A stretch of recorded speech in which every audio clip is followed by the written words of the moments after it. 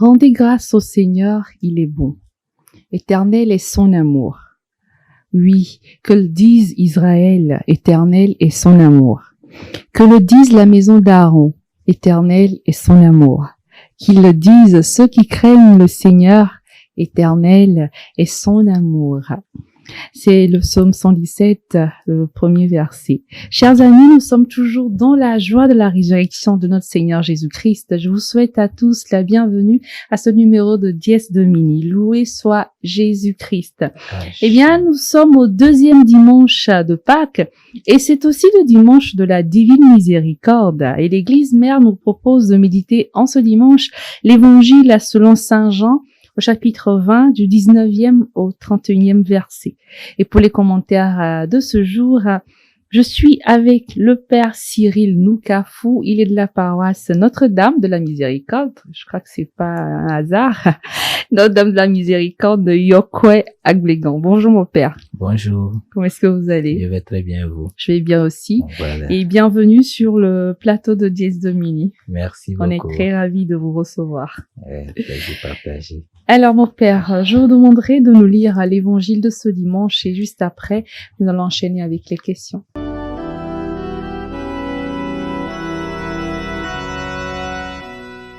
Évangile de Jésus-Christ selon Saint Jean.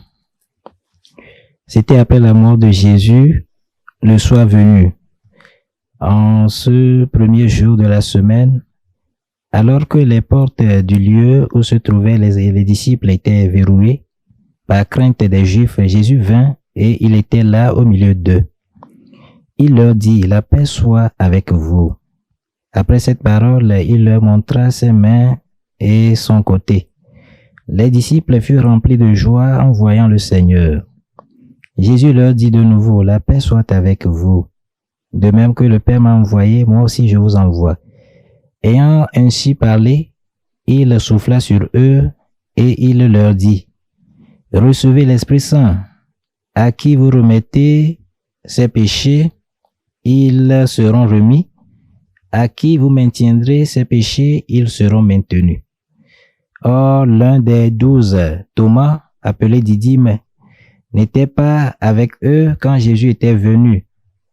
Les autres disciples lui disaient, nous avons vu le Seigneur. Mais il leur déclara, si je ne vois pas dans ses mains la marque des clous, si je ne mets pas mon doigt dans la marque des clous, si je ne mets pas la main dans son côté, non, je ne croirai pas. 8 jours plus tard, les disciples se trouvaient de nouveau dans la maison et Thomas était avec eux. Jésus vint et alors que les portes étaient verrouillées, il était là au milieu d'eux. Il dit, la paix soit avec vous. Puis il dit à Thomas, avance ton doigt ici et vois mes mains. Avance ta main et mets-la dans mon côté. Cesse d'être incrédule, sois croyant. Alors Thomas lui dit, mon Seigneur et mon Dieu. Jésus lui dit, parce que tu m'as vu, tu crois. Heureux ceux qui croient sans avoir vu. Il y a encore beaucoup d'autres signes que Jésus a fait en présence des disciples et qui ne sont pas écrits dans ce livre. Mais ceux-là sont écrits pour que vous croyiez que Jésus est le Christ, le Fils de Dieu, et pour qu'en croyant, vous ayez la vie en son nom. Acclamons la parole de Dieu. Louange à toi, Seigneur Jésus. Merci, Père Cyril. Je vous en prie. Alors, mon Père, je ne vous demanderai pas, comme d'habitude, de nous parler du contexte de cet évangile, parce qu'on sait tous que ces événements se sont passés après la résurrection du Christ. Alors, le dimanche dernier, l'évangile nous racontait comment Marie-Madeleine, en trouvant le tombeau vide, est allée annoncer la nouvelle aux disciples. Ensuite, les 2 disciples, Jean et Pierre, qui font la même découverte du tombeau vide que Marie-Madeleine. Alors, on suppose que après que Jean et Pierre soient allés découvrir le tombeau vide, ils en ont parlé aux autres disciples et eux aussi, en ce moment, ils sont déjà au courant que le Maître est ressuscité. Alors, la question c'est, pourquoi alors ils continuent de s'enfermer? Pourquoi ils ont peur des Juifs? Bon, cette peur des Juifs, je pense bien que on est en train de vivre la mort de Jésus comme un fait historique.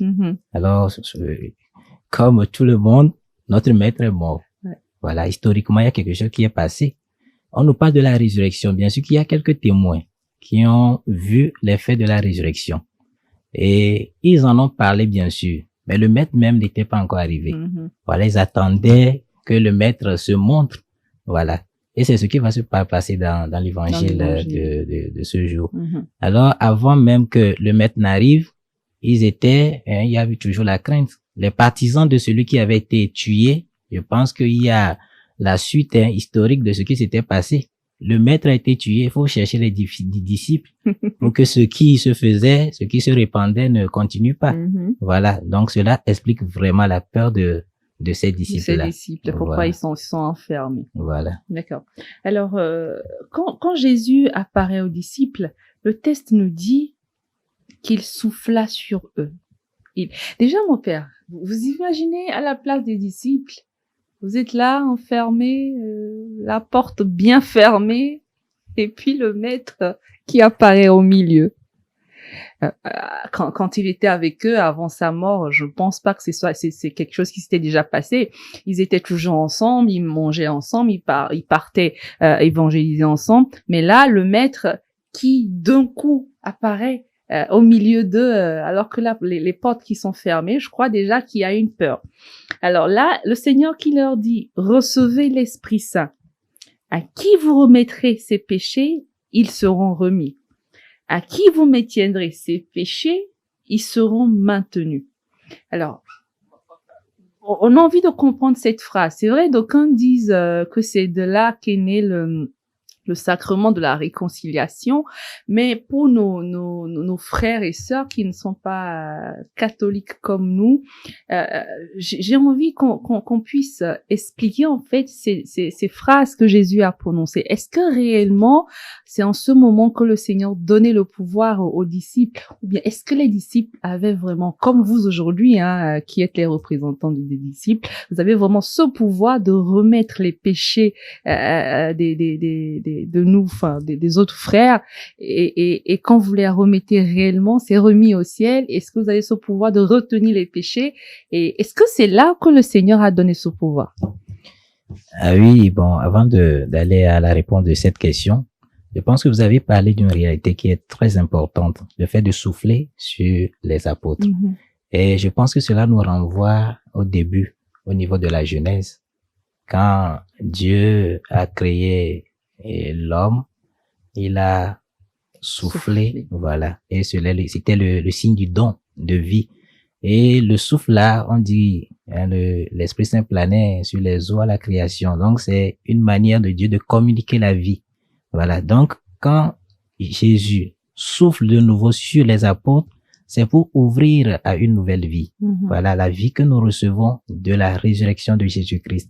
Alors c'est pour rentrer dans cette nouvelle vie qu'il faut qu'on finisse avec l'ancienne.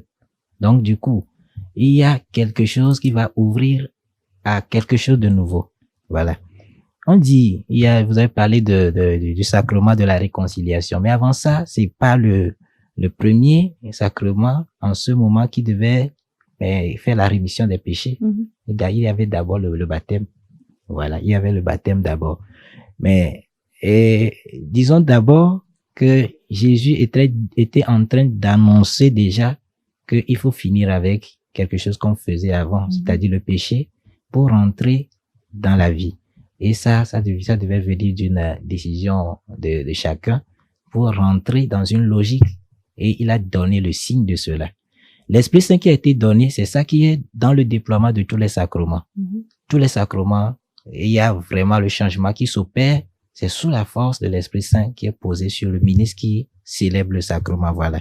Donc Jésus était en train de communiquer la force de la nouvelle vie pour que cela continue par se déployer à travers les sacrements dans l'Église.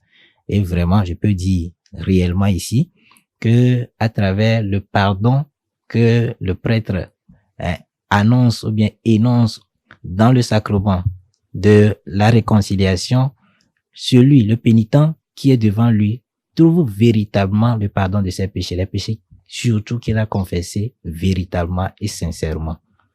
Voilà la réponse. Je vous coupe pas. Et nous autres qui disons oui, mais il suffit d'aller devant le Saint-Sacrement, de dire mes péchés. Ben, Jésus m'écoute, il me pardonne. Pourquoi est-ce que je devrais aller voir un prêtre qui est un humain, un pécheur comme moi, et aller lui dire mes péchés? Est-ce qu'il a véritablement lui le pouvoir de me pardonner?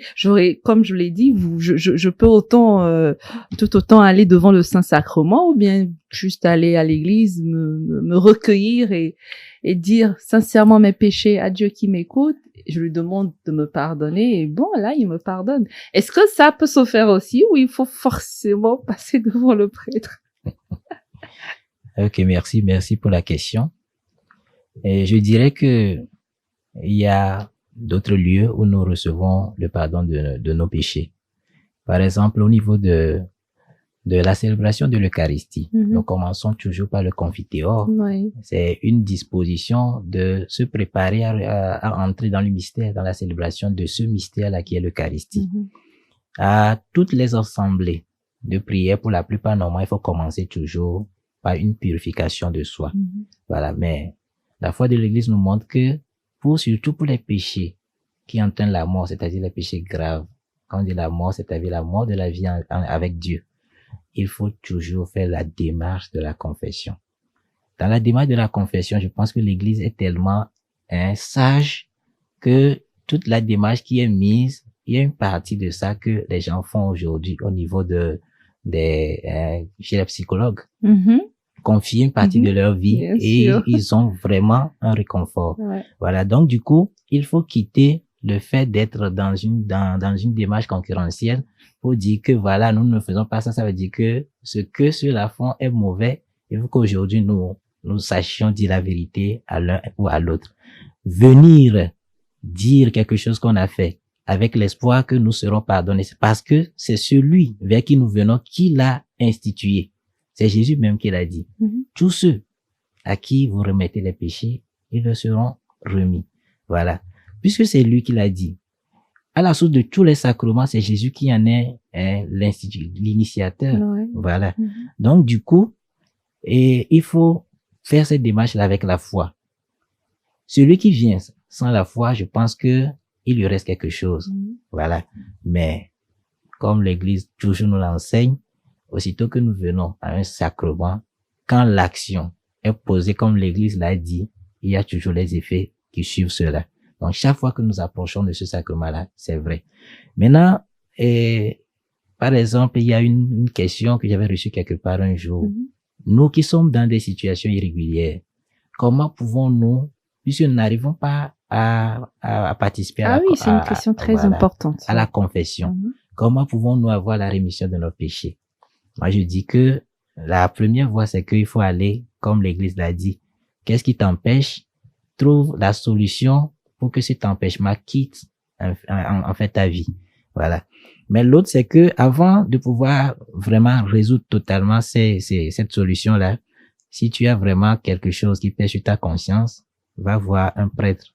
Il y a aussi la capacité la possibilité, plutôt bien l'opportunité de l'écoute. Et quand le Père va t'écouter, je pense qu'il dira beaucoup de choses, mais même le fait même de lui dire ce que tu as fait, bien ce qui pèse sur ta conscience, ça va un tout petit peu ou bien à la mesure près te soulager.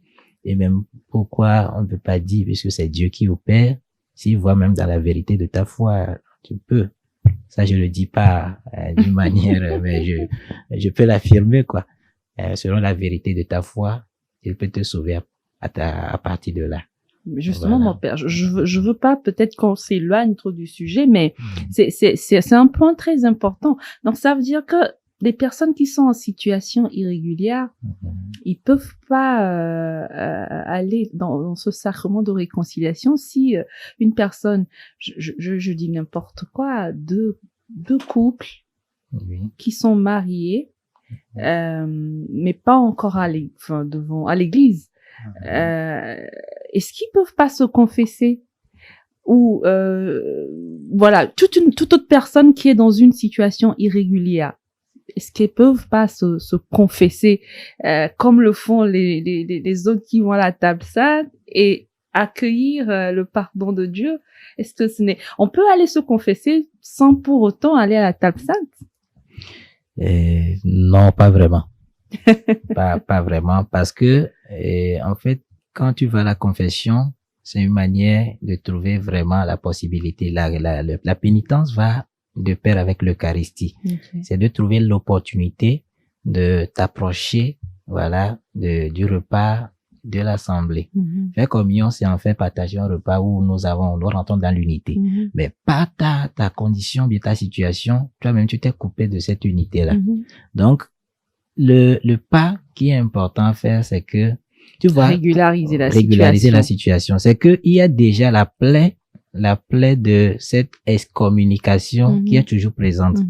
Donc, quand la plaie de cette excommunication la finit par quitter, c'est là qu'on dit que des fois, on fait une régularisation de situation, ou on fait un accompagnement, la personne fait la confession et des fois on fait la réadmission à la table sainte.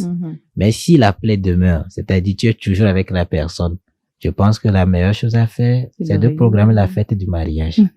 Voilà. Merci mon père. Alors revenons à notre évangile. Alors le texte nous dit que la première fois que Jésus apparaît, l'apôtre Thomas n'était pas là. Et quand ses frères lui racontèrent l'apparition de Jésus, il n'a pas cru. Il a dit ceci: si je ne vois pas dans ses mains la marque des clous, si je ne mets pas dans mon doigt, si je ne mets pas mon doigt, dans la marque des clous, si je ne mets pas la main dans son côté, non, je ne croirai pas. Alors, mon père, dans la croyance populaire, on a tendance à en vouloir à Thomas pour ne pas avoir cru. Mais est-ce que nous-mêmes, nos attitudes aujourd'hui en tant que chrétiens ne sont pas semblables à celui de Thomas? Nous avons des fois besoin de voir des signes, des miracles s'opérer avant que avant de croire que nos prières ont été exaucées par Dieu. Ou bien, dans des moments de doute intense, nous demandons un signe à Dieu avant de croire. Alors, est-ce que cette attitude est digne d'un chrétien?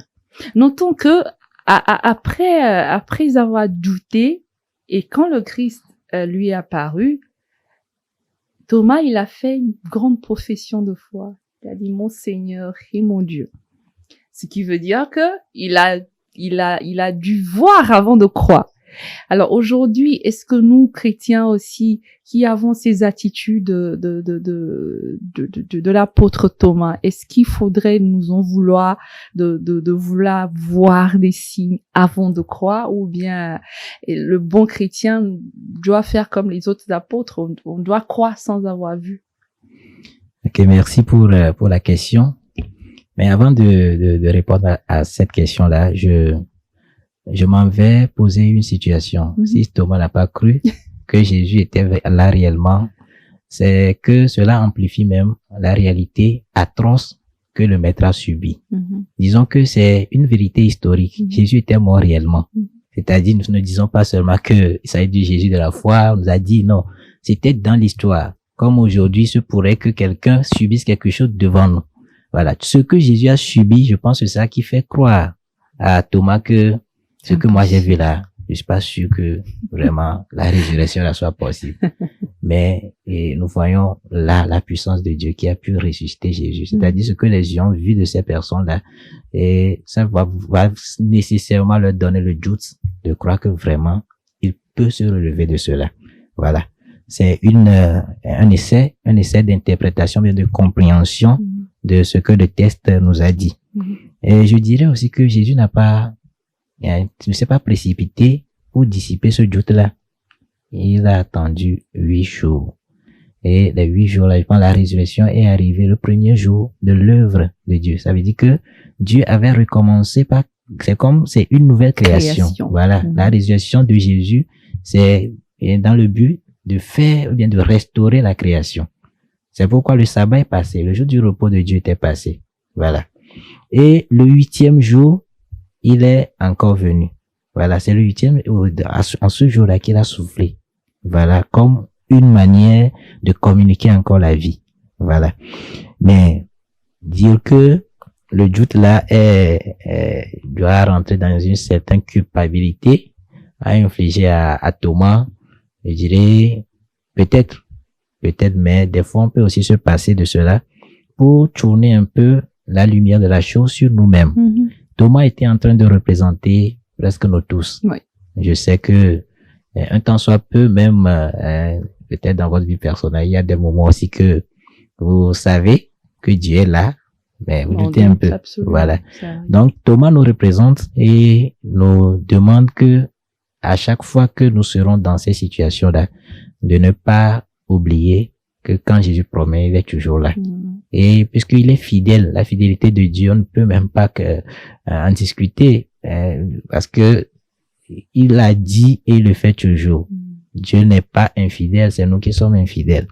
Donc, puisque Dieu est fidèle, et nous devons comprendre par là que aujourd'hui, surtout, il y a la prolifération des mouvements entre griffes charismatiques. Oui. Il faut que nous sachions vraiment ce que nous allons chercher quand il y a des programmes de prière charismatique. Voilà, nous y allons d'abord pour rencontrer le maître. Et le maître, quand nous faisons vraiment communion avec lui, porte avec nous tout ce qui est peine ou bien problème de notre vie. Voilà. Donc, Jésus marche toujours avec nous dans une dimension de solidarité. C'est pas nécessairement qu'il fait tout à notre place, mais il vient. C'est pourquoi il est venu prendre chair humaine. C'est-à-dire, il est venu et avec nous, comme dans la dimension humaine, il a fait cette œuvre-là avec nous. Donc, du coup, notre foi en Jésus-Christ va au point où nous devons faire quoi? Pas seulement chercher à avoir quelque chose de lui. Mais nous devons chercher plutôt à rentrer dans le mystère de cette résurrection-là. Alors la gloire se manifestera. Voilà. Merci beaucoup, mon père. Alors, quel est le message central de cet évangile? Le message central de cet évangile, en fait, je vois que cet évangile porte un peu, je parlerai de trois niveaux. D'abord, Jésus qui vient et il est venu, il donne la vérité de sa résurrection. C'est-à-dire, se montre à tout, on dirait à toute l'église. Voilà, à toute l'église. Et après, il donne aussi le but de son œuvre. C'est comme une salutation, la paix soit avec vous. Voilà, c'est comme juste une simple salutation, mais c'est un message, puisque pour envoyer maintenant en mission une autre étape de l'évangile, il dit toujours la paix soit avec vous. Voilà. Et le 8e jour, quand il vient toujours, il fait cette salutation-là. Donc, c'est pas juste une salutation, comme on dit des fois bonjour à quelqu'un à qui on en veut, mais ça, c'est une salutation qui vient vraiment de ce Jésus glorifié, voilà, qui a été glorifié. Et je rappelle que Jésus glorifié portait le corps plutôt de l'homme, c'est-à-dire le corps humain. Ça veut dire que la gloire manifestée en Jésus-Christ, c'est la gloire de nous aussi portée en lui. Voilà. Et il communique à nous le message de paix qui devait être le soubassement de notre mission. Voilà. Et c'est très important de considérer cela. Et ça, cette paix-là aujourd'hui, c'est plus maintenant le lieu de, comme on le fait souvent, montrer du doigt les gens. Non. Jésus veut aujourd'hui que nous soyons des êtres de miséricorde. Ouais. Voilà, des êtres de miséricorde. Donc, au fond de tout cela, on voit le message, le sacrement plutôt de la miséricorde, le sacrement de la miséricorde qui est au centre. Et pour que ce sacrement de la miséricorde s'accomplisse vraiment, nous devons changer de mentalité, nous devons changer de perception pour que, au lieu d'accuser, nous devons rentrer maintenant dans la dimension de la compréhension. Au lieu de dire que l'incrédulité de Thomas doit faire que l'ami ne doit plus venir le voir, mais l'ami a choisi de venir le voir toujours pour lui montrer que non, je veux plutôt que tu marches avec moi de telle sorte. Donc ça doit être un message qui peut-être donne à notre monde aujourd'hui l'opportunité de trouver un nouveau chemin, une nouvelle décision pour une vie, ou bien pour une haute espérance. On doit avoir la possibilité de voir que demain sera meilleur qu'aujourd'hui. Voilà, merci beaucoup. Merci beaucoup, Père Cyril. Merci infiniment pour vos commentaires. Merci. On espère vous retrouver pour une prochaine fois. Merci à vous aussi. Merci. Alors, chers amis, pour conclure, moi aussi, je voudrais résumer en 2 points cet évangile. Alors, le premier point. Les disciples de Jésus se sont barricadés par peur des Juifs. Et pourtant, Jésus les rejoint. Présentons-nous aussi au Seigneur les lieux d'enfermement de notre vie et demandons-lui de venir les habiter, de nous en libérer. Deuxième point, Thomas qui refuse de croire sans avoir vu. Et voilà que le Christ lui-même vient à lui et lui montre ses plaies. Eh bien, c'est le moment de demander aussi à Jésus de nous rejoindre dans nos lieux de doute. Quels sont nos doutes, nos questions sur la foi? Est-ce que nous osons en parler au Seigneur? C'est le moment pour nous de lui demander de nous rejoindre dans ces moments de doute. Et enfin, l'Évangile révèle vivement l'ardent désir de Dieu d'offrir au monde le bonheur de vivre avec lui et pour lui. Et cela ne peut se réaliser que par la disposition du cœur de l'homme à la présence de Dieu. C'est pourquoi les premiers mots du ressuscité apparaissant aux apôtres sont l'expression de l'amour miséricordieux de Dieu, comme vient de le dire le Père. La paix soit avec vous. De même que le Père m'a envoyé, je vous envoie aussi. Alors, tout commence par le don libre et généreux de la paix, celle qui pardonne les offenses et réconforte, celle qui relève du poids de la souffrance et renouvelle les cœurs. Parce qu'il est riche en miséricorde, Dieu en son Fils Jésus-Christ ressuscité n'abandonne point l'humanité au pouvoir du péché, mais la rend participante à la joie éternelle. Demandons-nous aussi la grâce en ce dimanche où nous fêtons la divine miséricorde que le Seigneur puisse nous rendre aussi miséricordieux envers nos frères et sœurs. Merci de nous avoir suivis. On se retrouve la semaine prochaine pour un nouveau numéro. Au revoir.